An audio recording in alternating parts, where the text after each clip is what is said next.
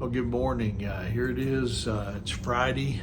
It's, I believe, July the 21st.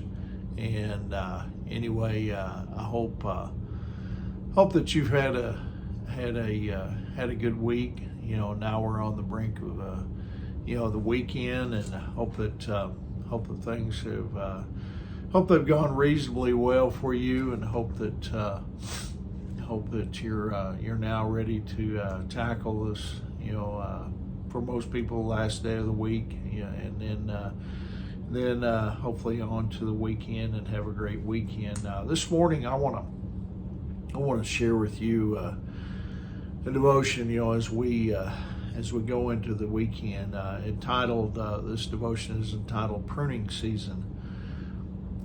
Scientists have discovered, that those giant sequoias, we got to see those when we went to Yosemite National Park, I think around 4 years ago, and they were tremendously big. They're the tallest trees possibly in the world, and they found that they have fallen victim to tiny insects, and here are these massive trees, that have survived storms, they have survived wildfires, and they've been destroyed by these little beetles that have eaten their way, through the tree's massive fibers.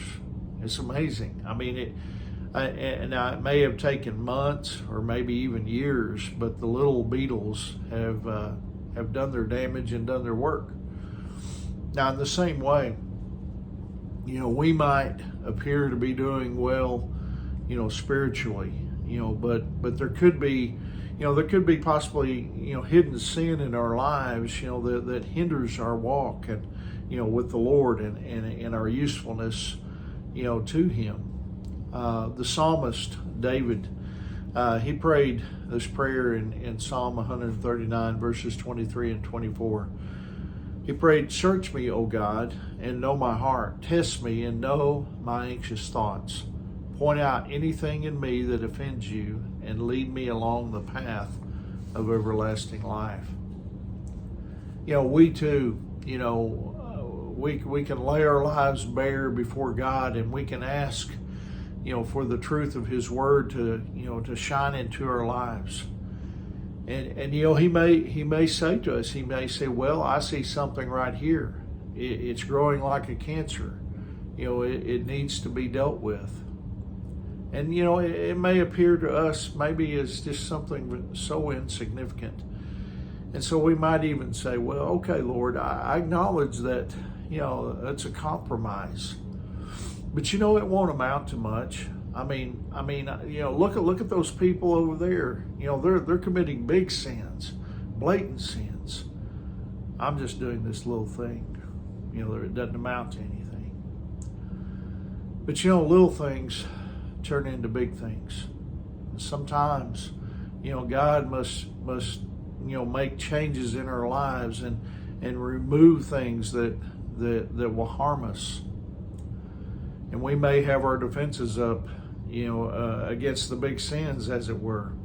Yet, you see, the so-called little sins that we seemingly toy with could be eating through the fibers of our lives, and then eventually we'll bring them crashing to the ground, just as that little beetle is destroying those trees.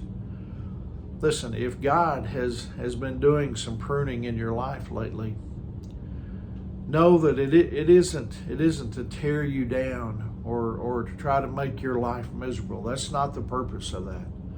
Listen, God wants your life to produce even greater spiritual fruit in the days ahead. And so I hope that encourages you as we go into this weekend, and I hope that you realize that God sometimes has to prune some things away from us to continually make us into the people that He wants us to be. And so anyway, I hope you have a great Friday. I hope you have a great weekend.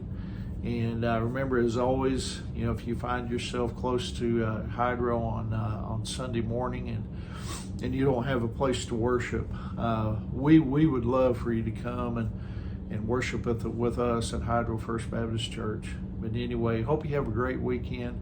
Remember, Angie and I, we love you guys, and we're praying for you. And Lord willing, I'll see you soon. God bless you.